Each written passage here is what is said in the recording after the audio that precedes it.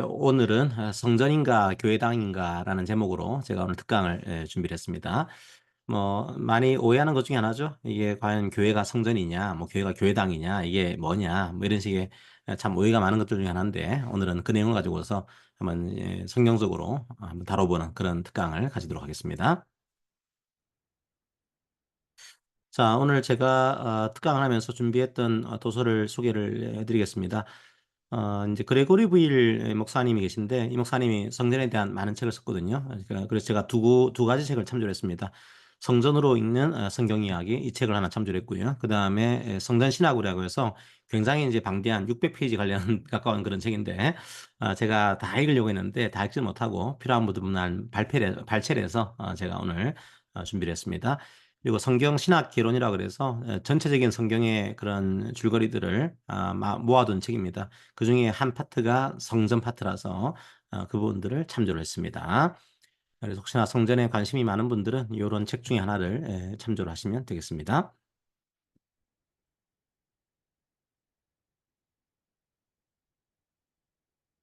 자, 먼저 이제 좀 교회에 대한 말씀을 좀 드리고 시작을 해야 될 것 같습니다. 교회에 대해서 우리 가지고 있는 오해 같은 것들, 이런 것들을 좀 정리를 하고 제가 들어갈게요. 제가 이제 그 종교 단체, 그러니까 선교 단체 중에 하나가 SFC라고 해서 선교 단체가 있습니다. 저도 이제 고신 교단 출신이었기 때문에 SFC의 활동을 좀 했었는데, 고등학교 때까지는요. 그 SFC의 생활 원리가 있습니다. 강령이 있고요. 그 안에 생활 원리가 있는데, 이런 식으로 생활을 해야 된다. 이 원리들을 세 가지를 담고 있어요. 그래서 그 세 가지 원리가 뭔지 한번 말씀을 드리겠습니다.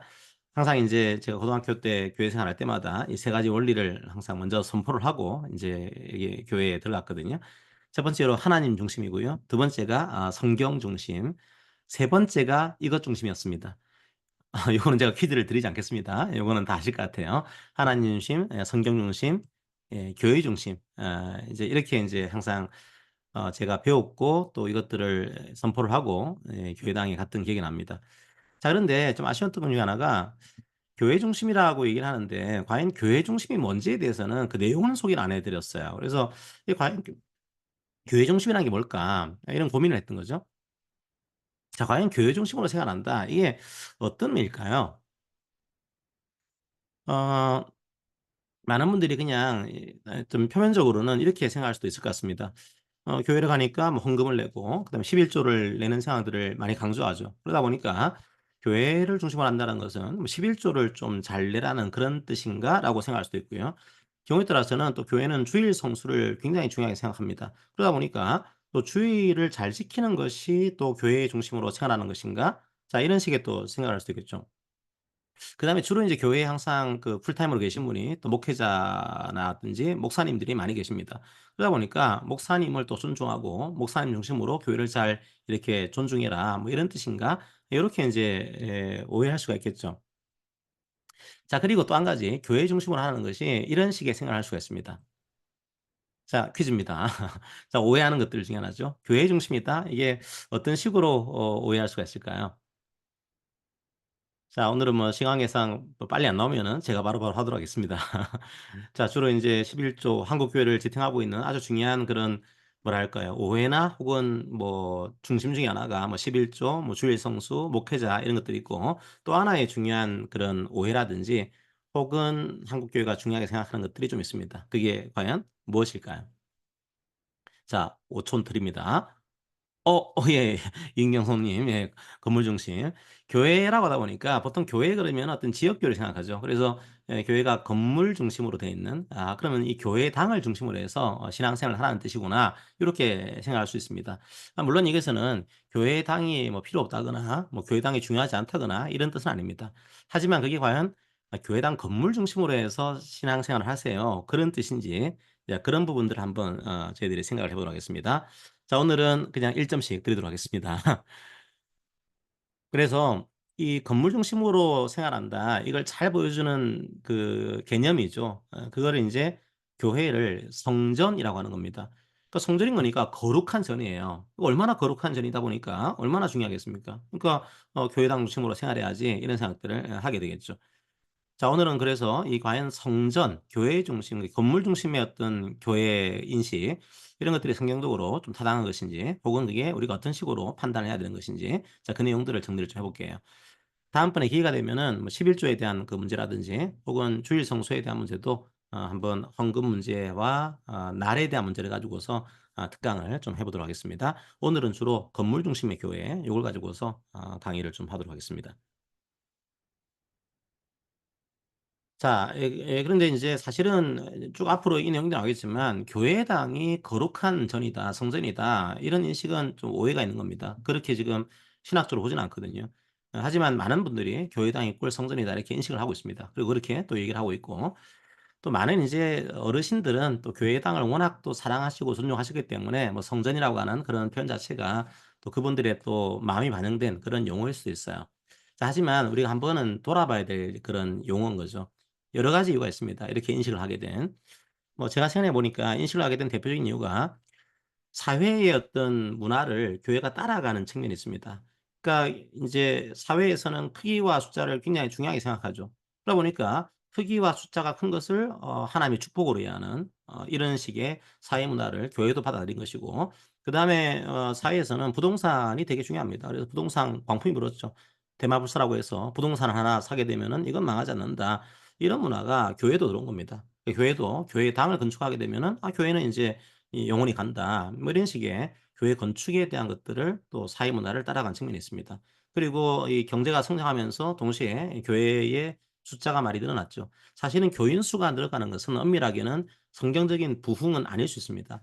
만약에 단순하게 숫자만을 부흥으로 이해한다고 한다면 가장 부흥한 그런 그 종교단체는 신천지가 될 겁니다. 우리는 숫자만을 부흥으로 하지 보진 않습니다. 근데 마치 '숫자가 부흥하는 것이 숫자가 많아진 것이 교회가 부흥하는 거다.' 이런 식의 오해들이 사회의 문화를 좀 따라가는 측면이 있는 거죠. 그래서 어떤 교회는 아주 뭐 거대한 그런 건물 교회를 지어 놓고 "사실은 하나님이 하셨습니다." 이런 식의 용어를 통해서 자기들을 포장하는 경우도 많이 있는 거죠. 사회의 문화를 교회가 따라가는 측면들이 있습니다. 그리고 그 이유는 또 심리적인 이유도 있습니다. 욕망이 좀 꿈틀거리고 있는 거죠 실제로. 목회자들 사이에서 뭐 이런 식의 비교를 할 수도 있어요.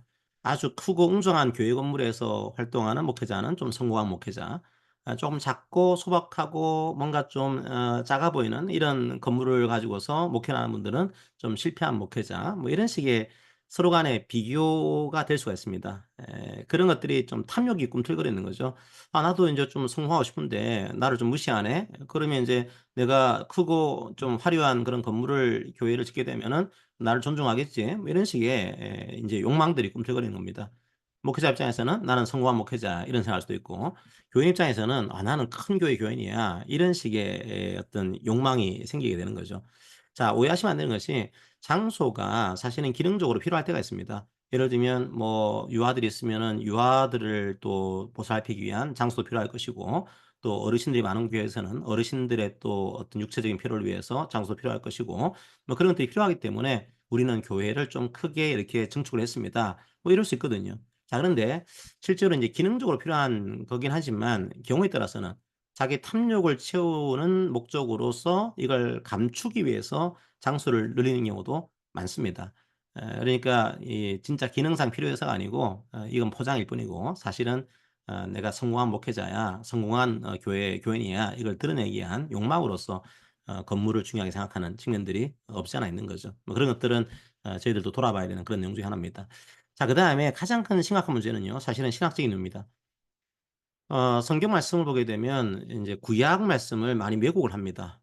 예를 들면 학개서는 인제 성전 건축에 대한 내용이 나와요 실제로. 그러다 보니까 학개서를 교회당 건물을 크게 짓는데 이것들을 인용을 합니다.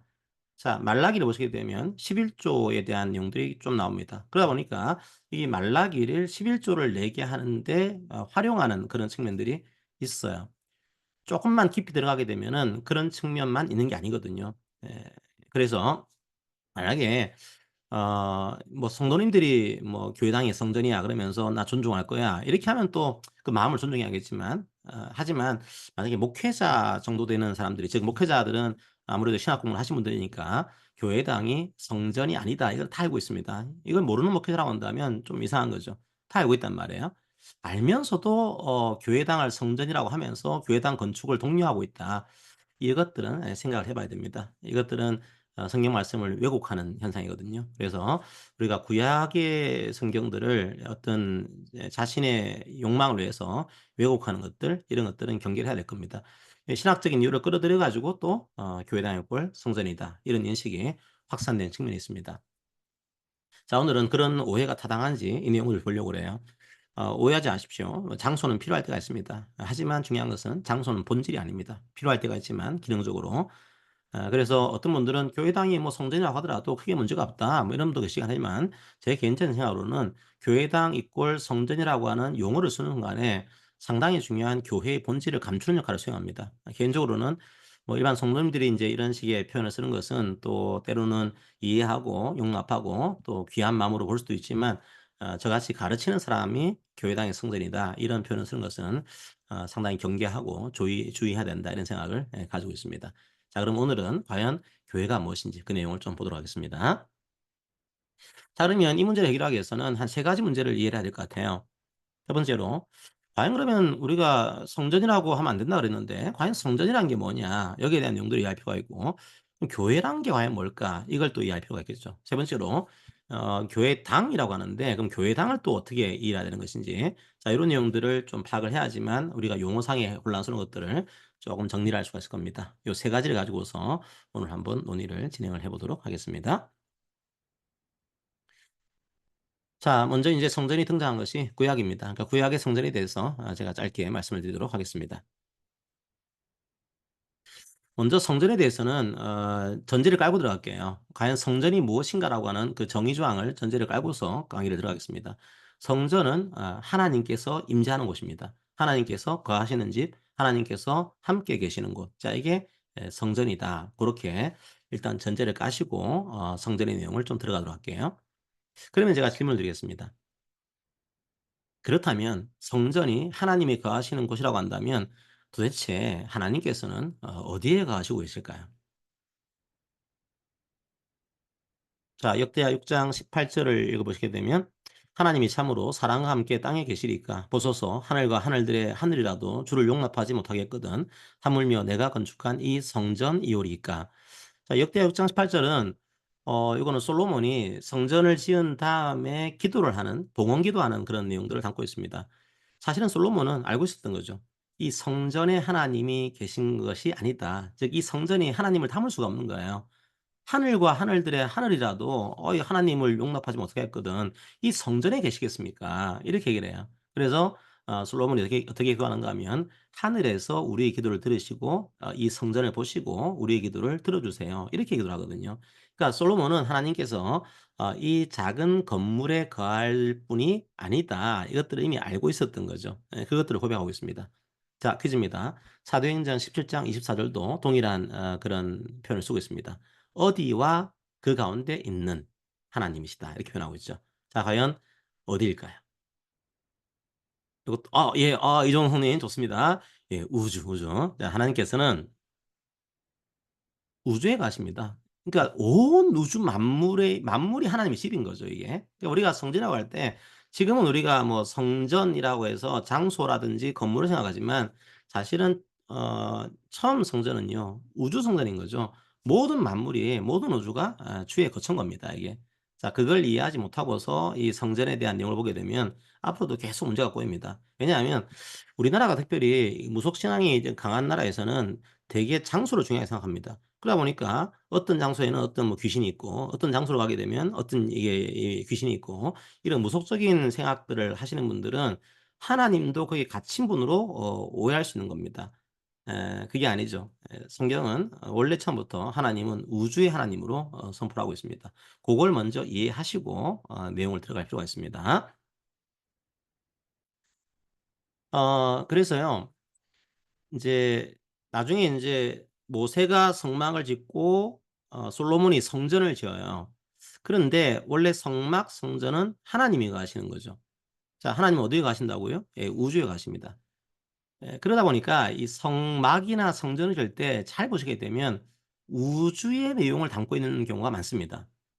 예를 들면요, 처음에 창조 기사에서는 하나님이 이르시되라는 말로 표현하면서 7개의 행위가 연속이 되는 그런 성경 구절이 나옵니다. 그러니까 7개의 하나님이 이르시되가 등장하는 거죠. 자, 이게 우주 창조, 천지 창조에 대한 그런 성경 말씀입니다. 성막을 보시면요. 모세가 나중에 성막을 짓습니다. 성막을 질 때도 동일하게 7개의 연속적인 행위로 구성이 돼요. 그때 나오는 게 여호와께서 말씀하여 이르시되라고 얘기를 하고 있는 겁니다. 그 외에도 이 성막이 이제 우주의 반영이다. 이걸 논증하는 논문들은 굉장히 많습니다. 일종의 하나님이 우주에 계신 거니까 성막도 우주의 이미지를 따고 있는 거죠. 그래서 학자들은 어떻게 하는가 하면 "성막은 곧 축소된 우주다." 그러니까 우주의 이미지를 담고 있는 거예요. 하나님은 우주에 계신 겁니다. 단지 인간이 3 차원의 세계에 있다 보니까 우주를 볼 수가 없는 거죠. 그래서 성막이라고 하는 이 좁은 장소를 만들었지만 사실은 하나님은 우주에 계신 분, 이것들을 보여주고 있는 겁니다. 자, 오늘 퀴즈 드립니다. 또 한 가지. 어 인제 하나님께서 선인 창조를 마치시고 그다음에 또 모세가 성막을 짓고 난 다음에 하나님께서 하신 그 이후에 행위가 있습니다. 그리고 이스라엘 백성이 했던, 이걸 마치고 했던 또 일이 있습니다. 일이라는 표현 약간 어폐갈 수도 있는데 어쨌든 맨 마지막에 등장하는 성경의 내용이 나와요. 요거요, 요거. 맨 마지막에 뭐를 하셨습니다. 그리고 이스라엘 백성들한테 뭐를 하라고 명령을 하세요. 자, 뭐를 명령하셨을까요? 퀴즈입니다. 자, 두 글자입니다. 천지를 다 창조하신 다음에 하나님께서 땡땡 하시니라. 자, 성막을 다 지은 다음에 너희들은 땡땡 해라. 이렇게 해서 땡땡을 얘기를 해요. 자, 힌트를 드리면은 이응 시읒. 네. 너무 어려운데 영어를 잘 몰라 가지고. 예. 자, 과연 뭘 하셨을까요? S면은, 예, 제가 영어 아니요, 좋습니다. 예. 조영석 님. 예예. 이 마지막에 했던 것들이 이제 안식이라는 게 나옵니다. 그래서 안식의 내용으로 성대하는 거죠. 자, 안식하시니라. 그래서 성전 그 천창조 이후에 안식을 하셨고 그다음에 예 인제 성막을 다 지은 다음에도 안식을 인제 명령하세요. 요거 잘 기억해 두십시오. 나중에 이 내용들이 등장을 좀 하게 될 겁니다. 자, 인제 그러면 인제 성전에 대한 눈에 보이는 인제 성전의 내용으로 또 들어보도록 하겠습니다. 최초의 성전이 있습니다. 최초의 성전. 우리가 보통 성경에서 얘기하는 최초의 원형 성전이라는 표현을 쓰는데 최초의 성전이 있어요. 여기가 어디일까요? 자, 이거는 인제 다 아실 것 같아요, 느낌이. 자, 이게 우리가 보통 "최초의 원형적인 모양의 성전이다." 이렇게 부르는 성전이 있습니다. 어디겠습니까? 이것도 퀴즈를 드립니다. 자, 이것도 5 초를 드릴게요. 예예. 아유, 좋습니다. 예. 정영석님. 에덴 동산 맞습니다. 자, 인제 에덴 동산이 왜 그 성전의 그 이미지를 가지고 있는가 하면 제가 설명드릴게요. 먼저 퀴즈를 떠나 드릴게요. 에덴의 뜻이 뭘까요? 객관식입니다. 자, 1번 희망, 2번 행복, 3번 기쁨, 4번 믿음. 자, 에덴의 뜻. 에덴의 동산이라는 것은 그러니까 땡땡의 동산입니다. 땡땡의 동산. 자, 이건 객관식이니까 아무나 빨리 하시는 분들이 그냥 되겠습니다. 에덴 뜻, 행복도 좀 이미지가 있지만 행복은 아닙니다. 예. 희망도 아닙니다. 자, 자, 남아 있는 3 번, 4번 중에 하나를 골라 주세요. 에덴 동산이라 그러면 보통 "땡땡의 동산이다." 이렇게 얘기를 하죠. 자, 무엇일까요? 자, 예. 에덴 동산은 이 정답은 우리가 기쁨의 동산이라고 합니다. 그래서 에덴 동산을 기쁨의 동산, 요것도 기억하십시오. 에덴 동산은 기쁨의 동산이다. 즉 제가 지금 뭘 얘기하는가 하면은 하나님이 임재하시는 곳이 성전인데 이 성전이 뭘 의미하는 거냐. 지금 기쁨이라는 측면이 하나가 있는 겁니다. 그것도 기억하시고요. 요거는 좀 어려워서 혹시 맞추실 분들은 제가 좀 기회를 드리고요. 안 되면 제가 바로 말씀드리겠습니다. 에덴 동산을 이렇게 묘사를 하면서 뭐 이런 식의 이제 사람을 창조하시고 에덴 동산을 묘사하면서 요런 성경 구절이 나오죠. 여호와 하나님이 땅의 흙으로 사람을 지으시고 땡땡을 그 코에 불어넣으시니 사람이 생명이 된지라. 자, 여호와 하나님이 동방의 에덴에 동산을 창설하시고 그 지으신 사람을 거기에 두시니라. 여호와 하나님이 그 땅에 보기에 아름답고 먹기에 좋은 나무가 나게 하시니 동산 가운데는 땡땡 나무와 선악을 알게 하는 나무도 있더라. 땡이 에덴의 서르나와 동산을 적시고 거기서부터 갈라져 네 근원이 되었으니. 자, 요 여기 들어갈 글자가 생기, 생명. 예, 강 맞습니다. 예, 좋습니다. 정답이에요. 요것도 1점 안 드립니다. 그래도 저번에 점수를 좀 다르게 했더니 점수를 채점하는 분이 너무 어려워하셔 가지고 이번에도 1점만 드리는 걸로 통일을 했습니다. 자, 생기, 생명, 그리고 강입니다. 나중에 이게 왜 에덴 동산이 왜 중요한가 하면은 성경 전체에서 에덴 동산의 이미지가 예, 흘러나올 때가 굉장히 많습니다. 요거를 좀 이해하셔야지만 나중에 성경의 전체 맥락이 좀 그려지거든요. 자, 그러면 요거 나중에 다시 한번 설명드리고요. 이걸 왜 그러면 에덴 동산이 인제 성막이나 성전과 유사하다고 하는가 하면 성전과 성막의 이미지가 모세의 성막이잖아요. 모세의 성막의 내용들이 에덴 동산에도 그대로 좀 차용될 때가 많습니다. 자, 에덴 동산에 한번 내용을 보시게 되면 에덴 동산이 어떤 곳인가요? 그죠? 과연 성막이 어떤 곳인가?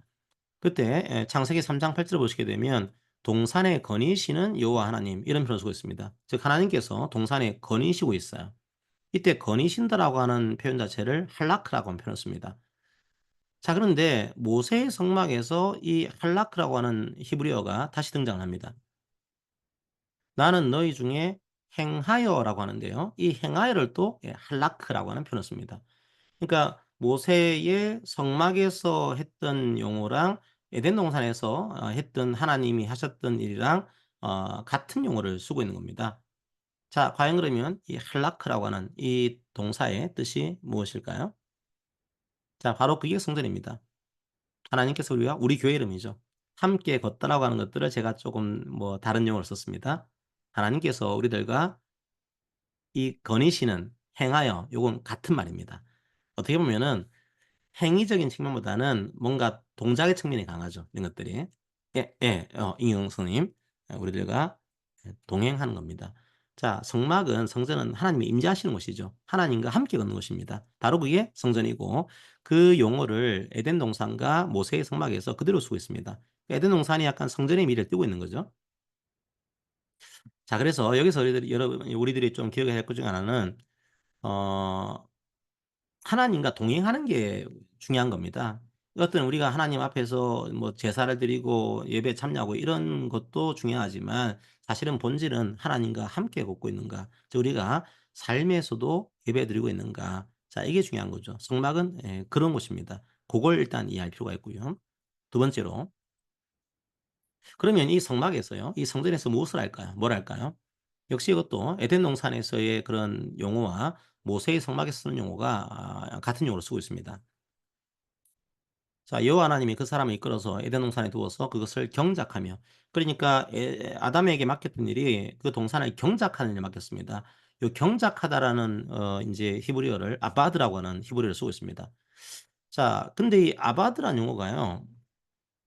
모세의 성막에서 제사장들이 성전을 돌보는 일을 하는 것을 또 아바드라고 하는 용어를 그대로 쓰고 있어요. 그러니까 제사장들의 일을 아바드라고 그러는데 그게 모세의 일에도 그대로 인제 적용이 되고 있는 겁니다. 그 아바드가 뭔가 하면요. 이 영어 성경 보시게 되면 모세가 했던 일이 뭐냐? 모세가 인제 일하는 거였습니다. 에덴을 가꾸는 거였죠. 모세가 일한다. 이게 아바드고요. 자, 이게 뭐 심우한다라고 할 때도 이 아바드가 또 성막이라는 것을 work라고 했습니다. 생각해 보시면은 이해는 될 겁니다. 왜냐하면 사람이 타락하기 전에는 인제 예배 의식이 따로 없었죠. 그러니까 제단을 만들고 인제 어떤 성소를 만들고 거기에서 제사를 드리고 이런 게 없었어요. 예, 그런 인제 사람이 타락한 이후에 죄를 용서받기 위해서 했던 일들이고 아담은 그전의 일이었습니다. 그러니까 우리의 예배라는 게 뭘까요? 원래 우리의 예배는 온 우주에 걸쳐 있습니다. 그러니까 우리에게 맡기신 하나님의 일을 하는 것, 이게 바로 원래의 예배였습니다. 그러니까 전혀 이제 종교적인 그런 문제가 아니었죠. 맡기신 일들을 성실히 하는 것. 이게 인제 우리의 사실은 예배였던 겁니다. 근데 타락한 이후에 인제 예배 의식이 생겨나게 되고 예배에 대한 제사의 의식이 생겨나게 된 거죠. 자 그래서 우리가 여기서 알 수 있는 것들은 원래의 최초 예배는요. 삶의 전 영역에서 하나님을 위해서 일하고 섬기는 거였습니다. 원래 일이 하나님 맡기신 일은 타락의 산물이 아닙니다. 노동은 원래 하나님이 맡기신 겁니다. 타락한 이후에 힘들어졌지만 원래는 우리의 전 영역에서 일하는 것 이게 바로 예배였습니다. 그러다 보니까 원래 삶의 예배라고 하는 것이 굉장히 중요한데 우리가 예배 의식만 중요하게 생각하는 이런 것들이 많죠. 주일날 하루 나와 가지고 그냥 예배에 참여하면은 예배드렸다. 사실은 그게 원래 예배가 아닌 겁니다. 원래 예배는 우리 삶의 전 영역에서 우리의 일들을 맡기신 일들을 하는 것 요게 예배의 의미를 띠고 있는 거예요.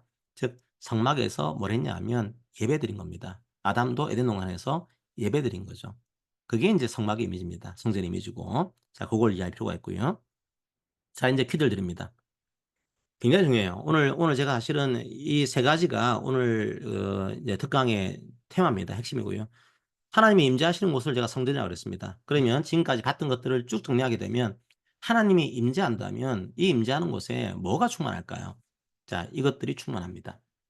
자 이게 바로 성전입니다. 만약에 이곳에 어떤 이것들이 충만하지 않다고 한다면 뭔가 문제가 생긴 겁니다.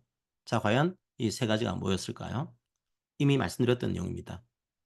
제가 힌트를 드릴게요. 시읒, 미음, 이응, 시읒, 티읕, 쌍비읍.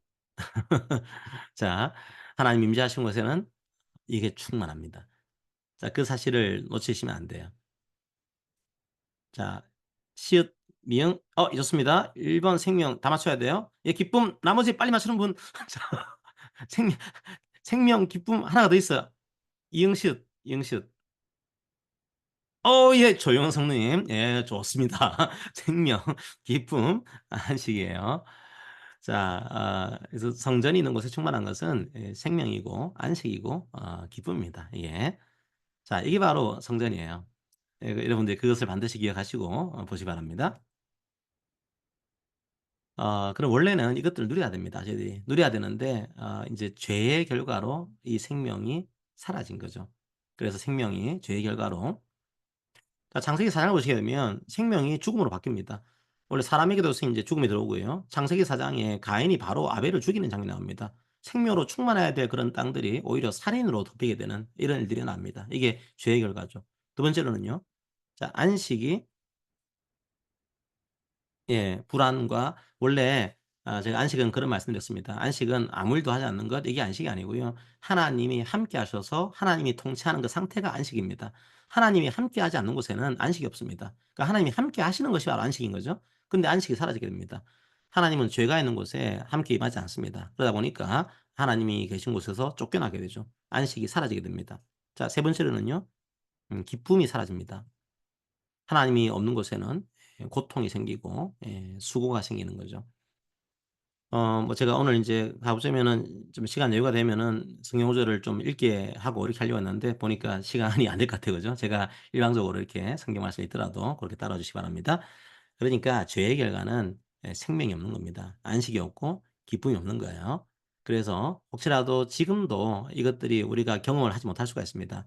여전히 이 땅이 힘들죠. 힘들다 보니까 우리가 생명을 가지고 있고 안식을 가지고 있고 기쁨을 가지고 있지만 예수님 믿는 사람들은 다 이것들이 회복된 사람들입니다. 하지만 여전히 지금도 이런 사망의 그림자가 우리를 힘들게 할 때가 있고 안식하지 못할 때가 있고요. 슬픔이 우리를 짓누를 때가 있습니다. 자 그때마다 '아 이게 하나님의 임재가 없는 상태구나.' 그것들을 인식하시고서 다시 인제 하나님 앞으로 나올 필요가 있다라고 하는 거죠. 항상 생명과 안식과 기쁨을 기억하시기 바랍니다. 자 이러다 보니까 인제 죄의 결과는 하나님은 죄가 있는 곳에 임하시지 않습니다. 죄와 함께 가할 수 없는 분이 하나님이세요. 하나님은 거룩하신 분이다 보니까 죄가 있는 곳에 임할 수가 없습니다. 그래서 창세기 4 장을 보시게 되면 죄를 지은 인류를 쫓아내시죠. 이같이 하나님이 그 사람을 쫓아내시고 자 퀴즈를 드리겠습니다. 자 쫓아내고요. 이게 에덴 동산에서 하나님이 함께 임재했던 공간인데 죄가 있는 곳에 하나님은 임하지 않습니다. 그러다 보니까 인제 이 쫓아내신 거죠. 그리고 이 죄가 있는 인간들이 사람들이 들어올 수 없도록 막습니다. 자, 이 천사들이 있죠. 자, 이 천사들을 둬 가지고 여기에 들어오지 못하도록 막는 역할을 수행합니다. 질문입니다. 이거는 이 천사들이 여러 인제 이름으로 등장을 해요. 뭐 인제 여러분들이 알고 계신 천사들은 뭐 미카엘이라든지 가브리엘 이런 것도 있을 거고, 혹은 인제 스랍이라고 하는 천사들도 있고. 근데 여기서는 다른 천사들 이름을 쓰고 있습니다. 자, 이 천사들의 이름은 무엇일까요? 예. 스랍도 있습니다. 근데 여기서는 스랍은 아니고요. 그 스랍도 있긴 한데 스랍과 또 다른 천사들이 있습니다. 스랍은 스랍은 날개가 6 개거든요. 근데 여기 이 천사들은 날개가 4 개입니다, 이게. 4 개. 스랍 아시는 것만 하더라도 대단한 건데 요게요. 힌트 드릴까요? 힌트? 예. 힌트 바로 나왔습니다. 예. 그룹. 그래서 인제 보통 그룹도 있고 스랍도 있고, 자 여기서는 인제 그룹들을 등장시킵니다. 그러니까 인제 이 속에 들어오지 못하도록 인제 막는 역할을 수행하는 게 여기서의 그룹이었습니다. 자, 그런데 이게 왜 중요한가 하면요, 그룹들이 여러 군데 등장을 해요. 그중에 등장하는 그룹이 어디 있는가 하면, 자, 성막을 만들 때요, 하나님이 계신 가장 거룩한 장소가 지성소죠. 지극히 거룩한 장소. 자, 지성소를 가장 거룩한 곳이기 때문에 죄가 있는 사람은 들어갈 수가 없습니다. 들어가게 되면 죽어요. 거룩한 하나님을 죄가 있는 인간이 만나게 되면은 죽는단 말이에요. 그래서 요걸 막아 놨습니다. 그걸 막을 때 휘장으로 막아 놨죠. 그 휘장에 어떤 그 천사들을 새겨 놨냐면 그룹을 새겨 놨어요, 그룹을요. 그러니까 그룹이 에덴 동산에서 이 못 들어오게 막는 이미지가 성소에서도 성전에서도 그대로 나오고 있습니다. 자, 그룹들을 휘장에 새겨 놓은 거죠. 그래서 휘장이 하나님과 인간 사이를 막았습니다. 죄가 있는 사람은 못 들어가는 거죠. 자, 그런데 요 휘장의 끊어짐이 일어났던 겁니다. 그게 예수님의 십자가 죽음으로 휘장이 찢어진 거죠. 이제 하나님과 인간의 사이를 막고 있었던 그 휘장들이 끊어지고 하나님과 교제하게 되는 그런 역사들이 일어나게 된 겁니다. 그때 인제 그룹이 등장을 좀 하고 있어요. 자, 이건 좀 나중에 나올 문제고, 근데 어쨌든 간에 죄가 있는 인간은 하나님을 만날 수가 없습니다. 근데 하나님을 만날 수 있도록 어떤 장소들을 허락해 주신 겁니다. 바로 그게 모세의 성막이에요. 모세의 성막을 다른 말로 회막이라 그럽니다. 자, 회막의 뜻이 무엇일까요? 제가 서울 땡땡의 광장. 예, 만났습니다. 자, 미팅 플레이스죠. 그러니까 하나님께서 인제 원래는 죄가 있는 인간은 인제 하나님을 만날 수가 없어요. 근데 성막을 만들어 가지고 회막을 만들어서 거기에서 죄를 용서받을 수 있도록, 죄를 관가할 수 있도록 고렇게 제사를 드리면은 "내가 그곳에서 만나겠다."라고 해서 만남의 장소를 허락하신 겁니다. 자, 그게 인제 성막이죠. 자, 그런데 하나만 더 말씀드리면요, 성막으로 가기 전에 원래는 인제 에덴의 추방 당했고 그다음에 성막이 만들어지는데, 전에까지는 성막이 없었거든요. 이제 아브라함, 뭐 야곱, 뭐 이삭, 야곱, 뭐 이런 족장 시대라 그러는데, 그런 족장 시대에는 성막이 없었어요. 자, 그러면 만남의 장소인데 만남의 장소가 없었던 거죠, 이게. 근데 그때도 성막의 역할을 수행했던 뭔가가 있습니다. 자, 어디에서 이 족장들이 하나님을 만났을까요? 자, 여호와께서 아브라함에 나타나 이르시되 인제 여호와께 그가 그곳에서 땡땡을 쌓고, 자, 미니 성막의 역할을 수행합니다. 여호와께 땡땡을 쌓고, 뭔가 인제 땡땡을 쌓아 가지고 인제 거기서 하나님 만나는 그런 성경 기사들이 꽤 많이 있죠. 자, 야곱 같은 경우도 베델에서 하나님께 거기서 "땡땡을 쌓아라 하신지라"라고 해서 베델에서 이걸 쌓아요. 자, 이것이 무엇일까요? 자, 예. 제단 맞습니다, 제단. 자, 사실은 인제 성막이 만들어지기 전에는 제단에서 하나님을 만나는 역사들이 성경에는 꽤 많이 기록되어 있습니다. 그러니까 제단, 나중에 그게 인제 성막으로 이어지고 그 성막이 솔로몬의 성전으로 이어지는 고런 구조입니다. 자, 여기서 한 가지 주의해야 될 게 있습니다. 자, 우리가 맨 처음 시작할 때는 하나님께서는 "온 우주의 하나님이시다."라고 말씀을 드렸는데, 이제는 인간이 죄를 지은 이후에 인제 뭔가 만남의 장소가 장소로 등장합니다. 제단이라든지 성막이라든지 성전이라고 하는 장소로 등장을 해요. 그러다 보니까 장소가 우상이 됩니다. 제가 계속 말씀드리지만 우리나라 같은 이런 무속 순항이 있었던 그런 나라들은 굉장히 주의해야 됩니다. 장소에 뭔가 뭐 우상화라든지 장소를 좀 신성하게 여기는 이런 측면들이 있거든요. 이스라엘도 마찬가지였어요. 뭔가 제단을 만들고 성소를 만들고 이렇게 하다 보니까 장소에 뭔가 영험한 힘이 있는 것처럼 이렇게 생각한 겁니다. 과연 하나님이 어디에 계시는 겁니까? 창세기 28장 15절입니다. 자, 이게 무엇일까요? 내가 이게 야곱에 대해서 하나님께서 인제 말씀하신 내용입니다. "내가 땡과 함께해서 네가 어디로 가든지 땡을 지키며 땡을 이끌어 이 땅으로 돌아오게 할지라. 내가 내게 허락한 것을 다 이루기까지 땡을 떠나지 아니하리라 하신지라." 하나님께서 땡과 함께 하시겠다는 겁니다. 이게 장소가 아니에요. 누구랑 함께 있다는 거죠 이게? 한 글자입니다. 자, 예. "너." 예. 제가 정확하게 하기를 원해서 자 너입니다. 너. 인제 야곱이니까 인제 너가 되는 거죠. 아셨습니다. 예. 너. 맞아요. 너. 자, 하나님께서 그런 말씀하세요. 이게 장소를 인제 우상화시킬 수 있는 겁니다. 그렇기 때문에 끊임없이 뭐라고 하는가 하면 "네가 중요한 거야." 얘기를 해요. "너와 함께 있겠다. 너를 지키겠다. 너를 떠나지 않겠다."라고 얘기를 합니다. 만약에 뭐 저도 딸이 있으니까요. 저기 딸이 있습니다. 자, 제 딸이 어디 장소에 있어요. 제가 그 장소에 가는 이유가 뭐겠습니까? 그 장소 때문에 가는 겁니까? 제 딸 때문에 가는 겁니까? 제 딸 때문에 가는 거예요. 저는 그 사람이 거기기 때문에 가는 것이지 그 장소에 뭔가 뭐 좋은 게 있어서 간 게 아닙니다 이게. 마찬가지입니다. 그 사람이 거기에 있기 때문에 하나님께서 가시는 겁니다. 그걸 잊으시면 안 돼요. 근데 워낙 인제 장소를 중요하게 생각하다 보니까 장소가 우상화되는 역할들이 일들이 이스라엘에 일어나게 되죠. 중요한 건 하나님과 사람의 관계입니다. 그리고 사람이죠. 이게 장소를 우상하는 순간에 온갖 무속적인 내용들이 들어올 수가 있습니다. 이스라엘이 그런 실수를 저질렀던 거죠. 자, 그다음 또 문제입니다.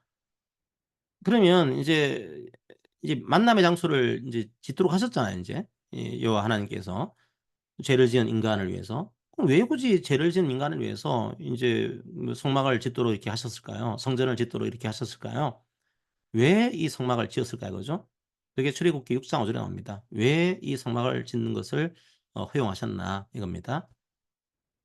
이제 애국 사람이 이게 출애굽기에서 출애굽할 때 인제 하나님께서 이스라엘 백성들의 기도를 듣고 이런 인제 말씀을 하시죠. 이게 애국 사람이 종으로 삼은 이스라엘 자손의 신음소리를 내가 듣고 나의 땡땡을 기억하노라.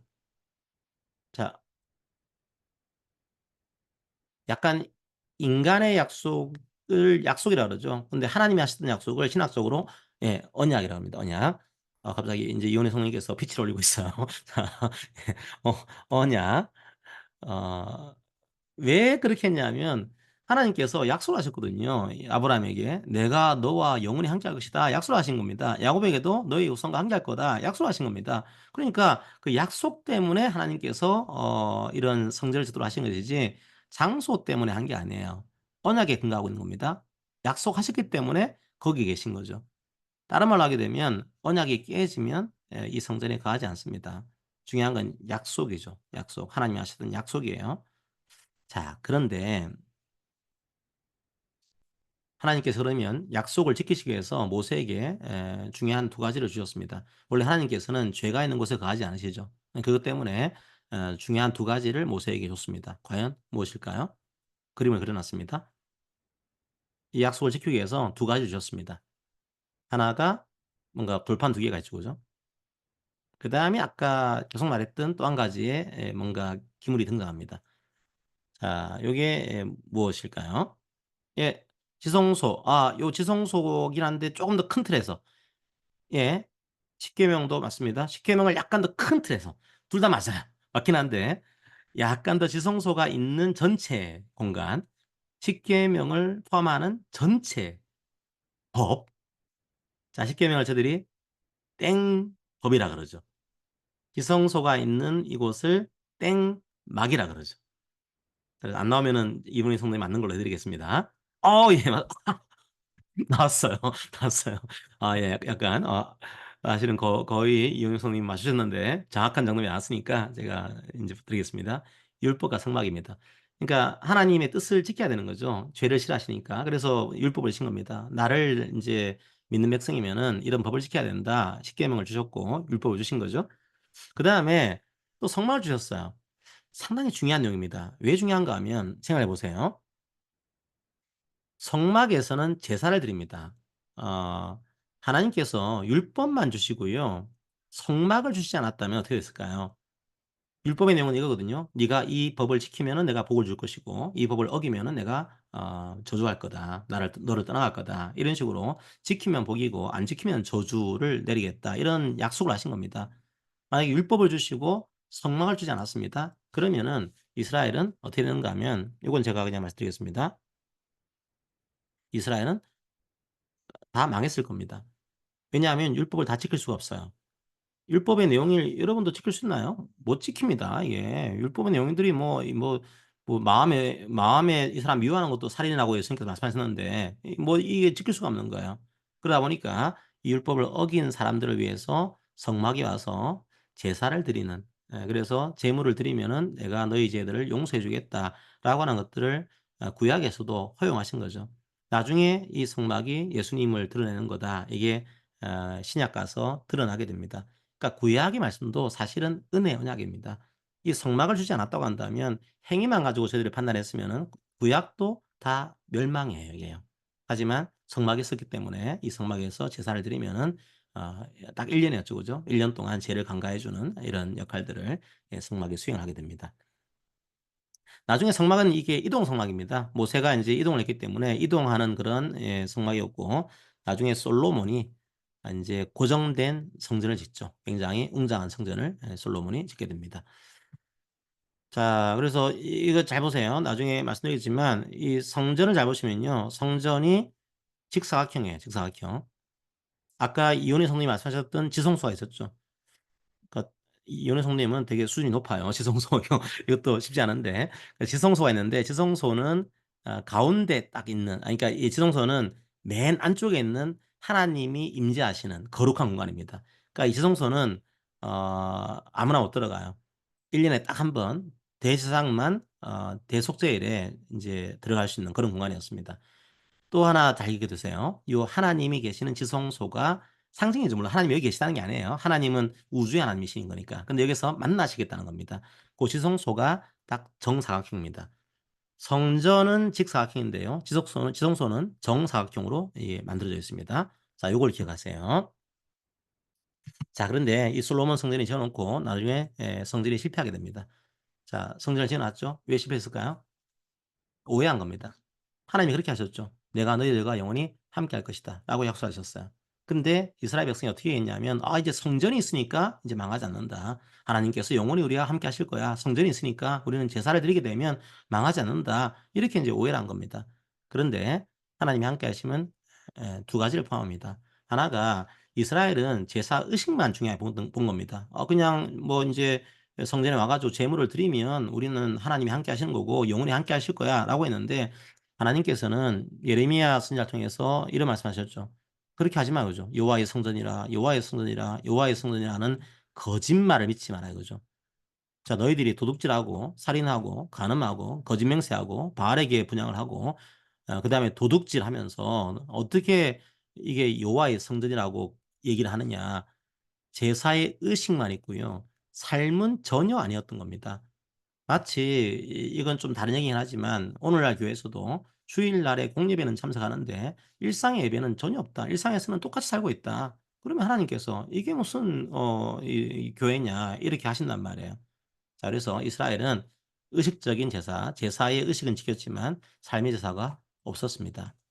하나님께서 이걸 죄라 그러죠. 그 죄가 있는 곳에 함께할 수가 없는 겁니다. 그래서 결과적으로 이스라엘이 멸망을 하죠. 자, 우리도 생각해 볼 필요가 있습니다. 우리도 인제 주일 공예배가 있잖아요. 예배 의식이거든요. 근데 삶의 예배가 또 있습니다. 저는 개인적으로 생각할 때 우리가 코로나 때 우리 예배를 다시 한번 점검해 보는 그런 좋은 기회라보다도 예배를 점검해 보는 그런 기회가 되었던 것 같아요. 예배의 의식은 중요하게 생각하는데 삶의 예배는 별로 중요하게 생각하지 않았던 게 아닌가. 이것들을 돌아보게 하는 그런 기회가 되었던 것 같습니다. 세상을 향해서도 우리가 참 그 성찰해야 될 것들도 있었던 것 같습니다. 뭐 물론 까닭없이 당하는 고난도 있긴 하지만 이런 생각할 수도 있잖아요. 그죠? '아 저 사람들은 주일날의 예배만 중요하고 삶의 예배, 생명이 중요하잖아요. 그죠? '생명은 존중하지 않는 거냐?' 이런 식의 오해를 할 수가 있습니다. 물론 인제 이게 워낙 우리가 경험하지 못했던 일이었기 때문에 주일 공예배를 중요하게 생각하는 분들의 그런 마음은 이해가 되지만, 한편으로는 우리가 삶의 예배를 얼마나 좀 간과해 왔는지 한번 돌아보게 되는 뭐 그런 기회가 됐던 것 같습니다. 우리 교회도 주일 공예배도 중요합니다. 하지만 또 삶의 예배도 중요합니다. 그걸 놓치게 되면은 이런 또 코로나 같은 사태가 다시 일어났을 경우에 교회가 다시 한번 그런 실수를 할 수가 있어요. 주의할 필요가 있다라고 하는 거죠. 어쨌든 그 삶의 예비를 지키지 못했던 솔로몬 성전은 결국 파괴됩니다. 멸망당하고 바벨론으로 인제 끌려가게 되죠. 그게 바벨론 유수라고 얘기를 합니다. 멸망을 하고 바벨론으로 인제 끌려가게 되고 성전이 사라진 거죠. 그리고 성전이 사라진 시대에 인제 회당이라고 하는 유대인의 그런 회당들이 등장을 하게 되는 형태가 만들어집니다. 자, 하나의 질문 드려볼까요? 자, 근데 솔로몬 성전이 파괴가 됐습니다. 성전이 없어요. 원래 성전에 하나님이 임재하시는데 성전이 파괴된 겁니다. 인제 바벨론으로 이스라엘 백성들이 끌려갑니다. 근데 바벨론에도 하나님께서 임재하시는가, 요런 문제가 생긴 겁니다. 예, 임재하십니다. 당연한 거죠, 그거는요. 자, 에스겔서를 보게 되면 바벨론에 있는 그발 강가에서 에스겔이 하나님을 만납니다. 자, 무슨 말인가 하면 계속 오해를 하지 말라는 거죠. 하나님은 장소의 제한을 받지 않습니다. 하나님은 누구랑 함께 계신다고요? 사람들과 함께 있습니다. 장소를 따라가는 게 아니고 사람들을 따라가요. 그러니까 언약의 백성들이 저곳에 가게 되면 그곳에 가시는 거지, 이 장소가 아니라고 해서 가지 않으시는 거냐, 그게 아니라는 겁니다. 언약의 하나님은 사람들과 함께 하십니다. 장소의 제한을 받지 않으시는 거죠. 이 에스겔도 바벨론에 있었지만 그곳에 하나님께서는 찾아오십니다. 자, 그걸 반드시 기억을 하셔야 돼요. 자, 이제 구약의 성전들은 거의 마무리를 좀 하도록 하겠습니다. 시간 관계상 빨리 할게요. 에스겔이 근데 성전이 없잖아요, 이제는요. 성전이 없고 멸망한 그 시기에 에스겔이 환상을 보게 돼요. 근데 환상에서 에스겔 성전이라 그러는데요. 이거는 이제 원래 있던 이 실물, 그 현실에 있는 성전이 아닙니다. 환상으로 본 성전이에요. 환상으로 본 성전이 좀 특이합니다. 아까 제가 성전이 뭐라고 했는가 하면은 직사각형인데요. 이 성전은 성전 전체가 정사각형이에요. 자, 그다음에 여기서 뭐가 나오는가 하면 물이 흘러나옵니다. 이 문지방에서 물이 나와서 이 물이 강물이 되고, 이 강물이 이르는 곳마다 모든 생물이 살게 됩니다. 생명이 인제 다시 살아나는 거죠. 자, 그러면 이 에스겔이 봤던 성전이 나중에 신약 시대로 그대로 이어집니다. 뭐가 떠오르실까요? 예, 지성소가 떠오르죠. 원래 성전은 직사각형이었지만 지성소는 정사각형이거든요. 그러니까 성전 전체가 지성소가 되게 되는 그런 환상을 보게 된 겁니다. 그다음에 요 지성소에서 물이 흘러나와요. 자, 이건 어떤 이미지인가 하면 에덴 동산에서 물이 흘러나왔던, 그래서 가는 곳마다 생명이 번성했던 에덴 동산의 그런 원형 성전의 이미지가 그대로 떠오르고 있는 겁니다.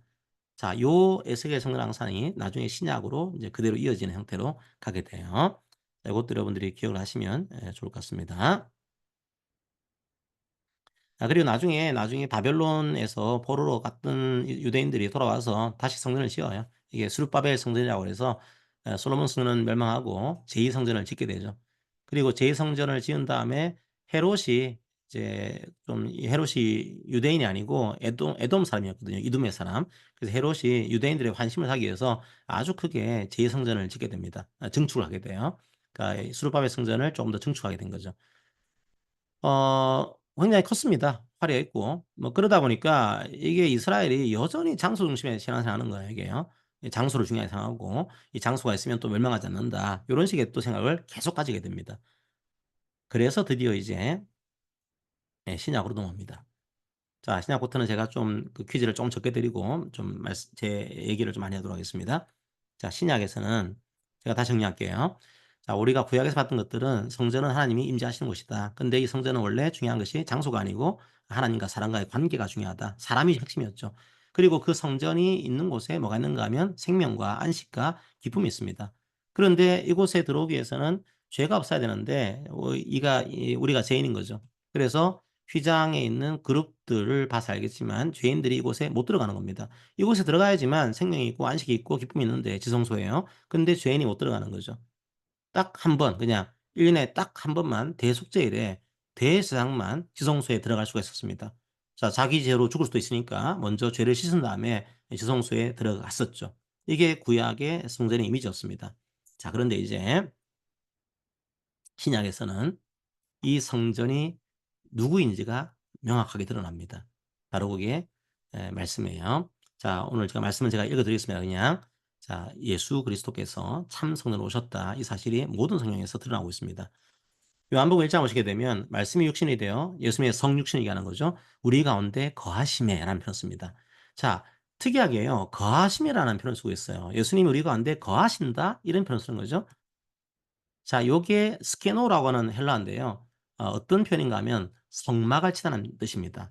그러니까 우리 속에 성막으로 오신 거예요. 그러니까 예수님이 성전이라는 사실이 인제 이 표현을 통해서 드러나게 됩니다. 요한복음 2 장에서도 아예 명확하게 말씀하시죠. 자, 이 성전을 홀라 내가 사흘 동안에 일으키리라. 즉 예수님이 3일 만에 부활할 거다. 이걸 말씀하신 건데 이 성전은 예수님 자체를 가르치는 거다. 이렇게 요한이 설명하고 있습니다. 하나님이 임재하시는 곳이 성전입니다. 예수님이 하나님이시니까요. 하나님 예수님 스스로가 성전이신 거죠.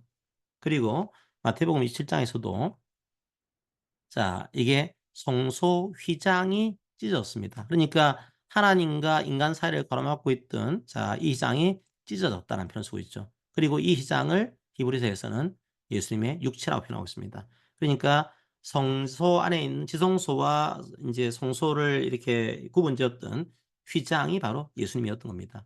예수님이 모든 성전의 이제 예표입니다, 이게. 자, 예수님이 참 성전으로 오신 거죠. 그리고 예수님 때문에 이제 하나님과의 만남이 다시 회복이 된 겁니다. 그것들을 성경에서 얘기를 하고 있는 거죠. 자, 그러면 아까 제가 하나님이 계신 곳에 뭐가 충만하다고 했죠? 생명과 안식과 기쁨이 충만하다 말씀드렸습니다. 예수님이 계신 곳에 이게 충만합니다. 자, 원래 제가 있는 곳에서는 사망이 있고 안식이 아니고 불안이 있습니다. 기쁨이 아니고 슬픔이 있습니다. 자, 하지만 예수님께서 이런 말씀하시죠. 내가 생명이다 말씀하십니다. 나에게 오는 자는 다 쉼을 주겠다 말씀하십니다. 그리고 기쁨을 주겠다고 말씀하세요. 그러니까 성전이 있는 곳에 생명과 안식과 기쁨이 있는데 예수님이 계신 곳에 이런 생명과 안식과 기쁨이 회복되는 그런 구절들이 성경에 등장하게 됩니다.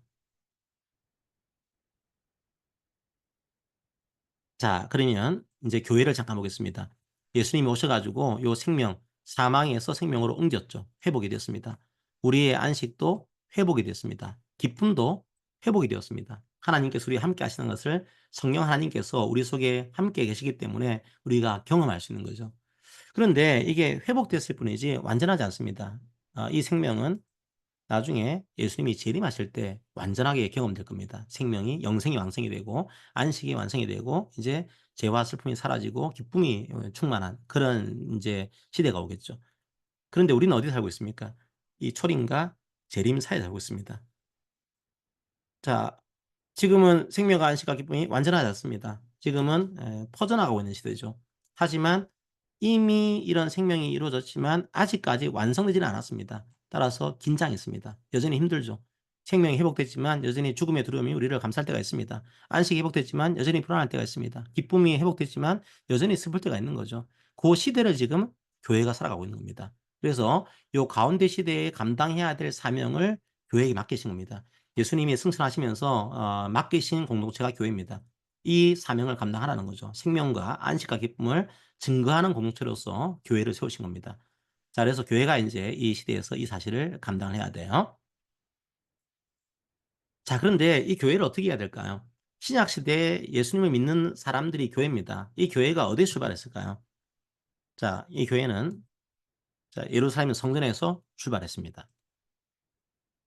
사도행전 2 장을 보시게 되면 인제 2 장입니다. 5 절하고 46절 보시게 되면 만학자들이 이렇게 생각합니다.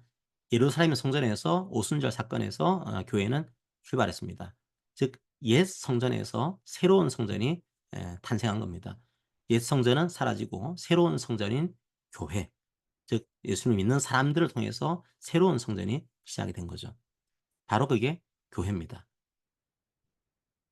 그럼 교회는 어떻게 해야 될까요? 교회는 그 속에 생명과 기쁨과 안식이 충만해야 됩니다.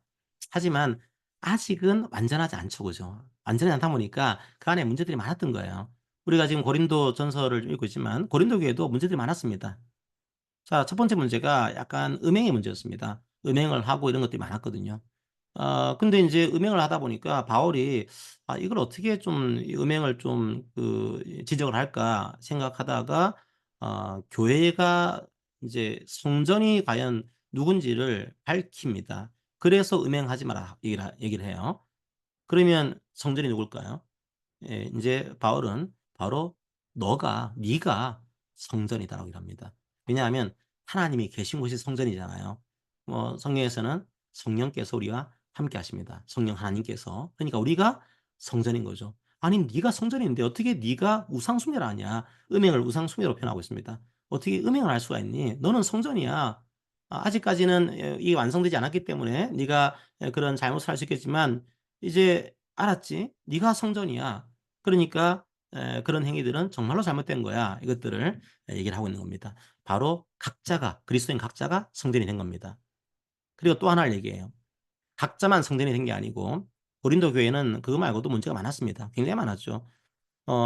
인제 세상 법정에 서로 고소를 하게 되고 인제 오히려 교회가 판단해야 되는데 오히려 세상법에 이거를 묻게 되고 성만 찬양할 때 인제 가난한 사람들이 보통 늦게 오거든요. 늦게 오는데 미리 인제 식사를 하는 바람에 늦게 오는 노예들이 이 식사를 못 하게 되는 그런 일도 벌어졌고 은사들이 다양했는데 자기 은사만 자랑하게 되고 그다음에 멍에를 같이 매지 말라 그랬는데 이 멍에를 같이 매지 말라는 것은 보통은 거짓 교사를 얘기합니다. 거짓 교사를 용납하게 되고 즉 공동체가 무너지게 되는 그런 일들이 벌어진 겁니다. 그때 바울이 뭐라고 하는가 하면 "너희들의 공동체가 바로 또 성전이다."고 얘기를 합니다. 자, 너희들이 바로 너희들의 공동체가 성전인 거다.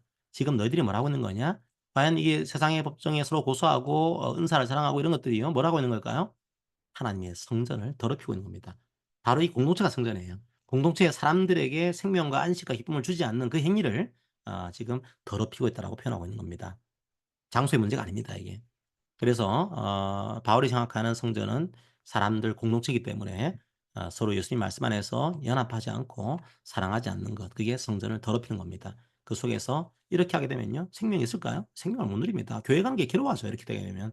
교회 가서 맨날 싸우고 장로와 목사가 서로 간에 막 다투고 이러면 그 안에 무슨 안식이 있겠습니까? 그게 성전을 더럽히는 겁니다. 그걸 성전을 더럽힌 것으로 인식을 해야 되는데 그 인식을 못하는 교회가 상당히 있는 거죠. 자, 우리 교회는 그렇게 되지 않도록 이제 기도를 많이 하셔야 됩니다.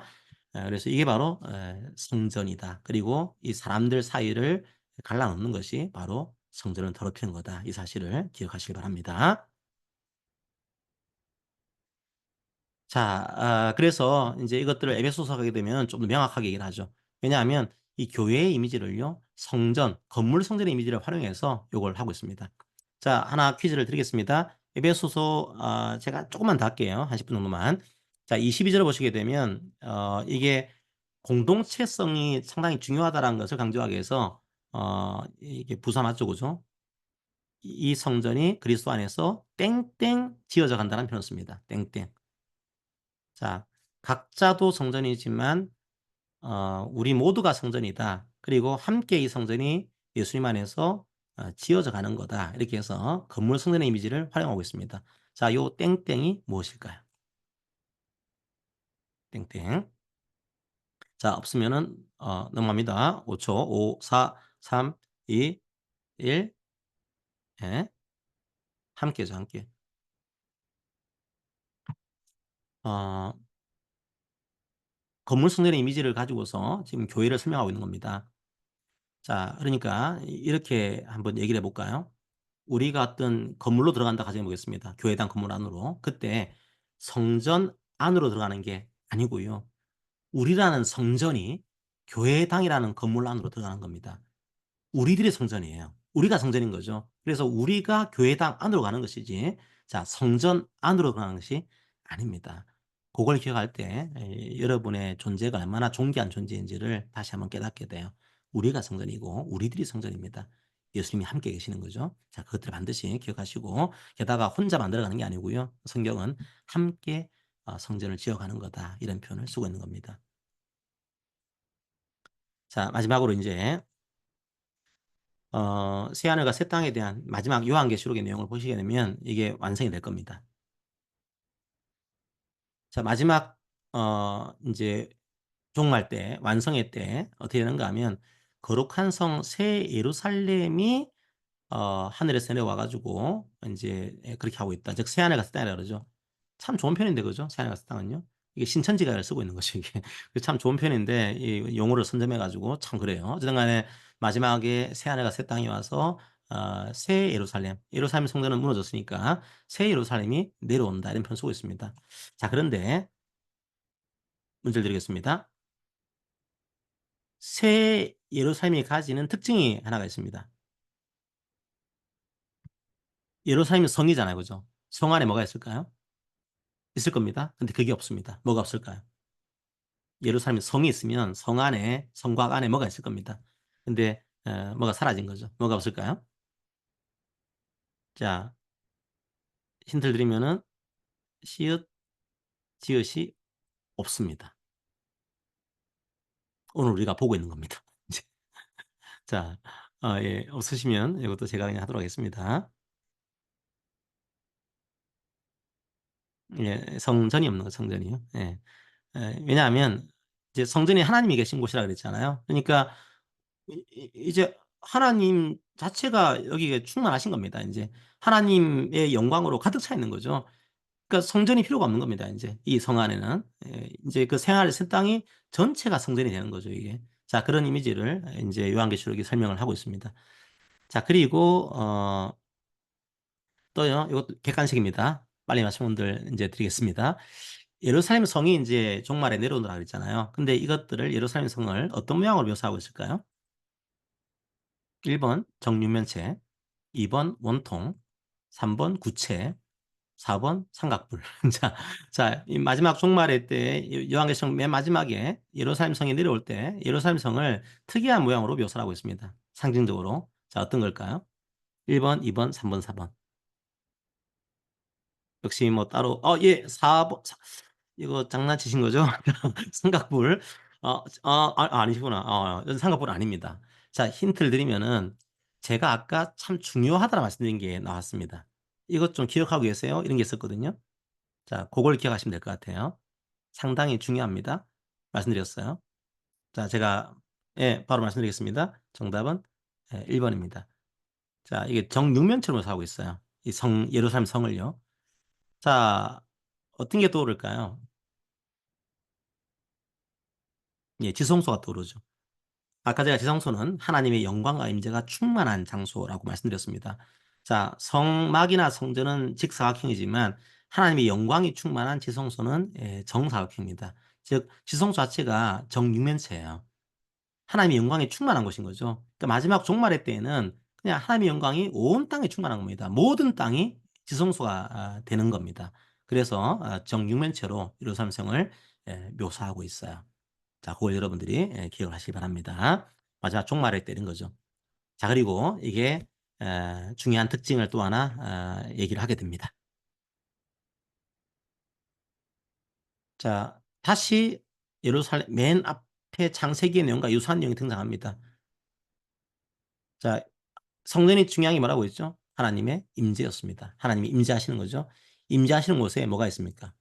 생명이 있고 안식이 있고 기쁨이 있습니다. 이게 마지막 때에 완성이 돼요. 사망이 사라지죠. 예. 생명이 있습니다. 그리고 애통과 아픈 것이 없고 기쁨이 생기는 거죠. 자 그리고 자 쉬게 됩니다. 안식이 있어요. 그러니까 마지막 요한계시록은 성전의 온 땅에 충만한 그 성전의 결과를 얘기를 하고 있습니다. 생명과 안식과 기쁨이 충만한 그게 성전의 마지막 그림입니다. 우리가 이런 성전의 이미지를 놓치게 되면은 성전은 굉장히 딱딱한 율법적인 이런 내용으로 오해할 수가 있어요. 그렇지 않습니다. 원래부터 성전은 생명과 안식의 기쁨이 충만한 곳이었고요. 교회가 바로 그 생명과 안식과 기쁨을 증가하는 곳입니다. 그 사실을 여러분들이 기억하시고서 성경을 보시면은 좀 더 풍성한 내용들을 담으실 수가 있을 겁니다. 자 요약하고는 마치겠습니다. 자 인제 성전에 대한 인제 이미지를 마지막 정리를 하도록 하겠습니다. 하나님이 임재하시는 곳 바로 그것이 성전입니다. 그리고 하나님이 임재하시는 곳에는 생명과 안식과 기쁨이 있습니다. 그런데 죄가 그 생명을 빼앗아 갑니다. 안식이 그 생명을 빼앗아 갑니다. 기쁨이 그 생명을 빼앗아 갑니다. 사라진 거죠. 하지만 예수님께서 십자가 부활로 그 생명과 그 안식과 그 기쁨을 회복해 주셨습니다. 이제 예수님이 성전이 되셨고 예수를 믿고 연합한 모든 자들이 인제 성전이 되었습니다. 우리들이 성전인 거죠. 자, 그런데 아직까지 이 생명과 안식과 기쁨은 완전하지 않습니다. 아직은 이 땅에는 아픔이 있는 거죠. 아직은 사망의 그런 인제 두려움이 있는 겁니다. 안식에 대한 그런 반작용이 있는 거예요. 기쁨이 없고 슬픔이 생길 때가 있습니다. 그러면 누가 이 생명과 기쁨과 안식을 증거를 하고 누려야 될까요? 교회입니다. 교회 스스로가 이 생명과 안식과 기쁨을 누리도록 이 사명을 감당을 해야 되고요. 다른 사람들도 이 생명과 기쁨을 누리도록 우리가 이걸 증거를 해야 되는 거죠. 자, 오늘의 결론입니다. 바로 우리가 성전이고 자, 우리들의 모임이 교회입니다. 장소에 국한해서 이걸 생각하게 되면 무속적인 내용으로 바뀔 수가 있어요. 사람이 중요합니다. 우리들이 모인 것 바로 그것이 교회고 바로 그것이 성전이고 그곳에 생명과 안식과 기쁨이 충만합니다. 그것들을 기억하시면서 교회 올 때마다 예수님께서 이루신 일들을 기억하면서 항상 참여하시면 좋겠습니다.